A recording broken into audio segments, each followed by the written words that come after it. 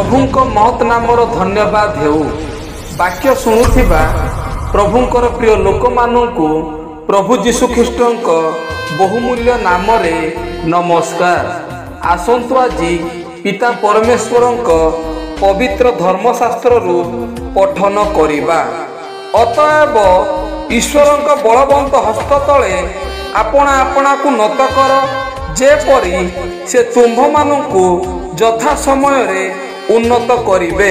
प्रथम पितर 5 पर्वर 6 पद।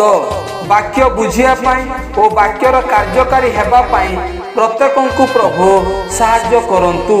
एही वाक्य द्वारा आपण माननकु आपण माननक परिवारंकु प्रभु बाहुल्य रूपे आशीर्वाद करंतु। धन्यवाद। आमेन।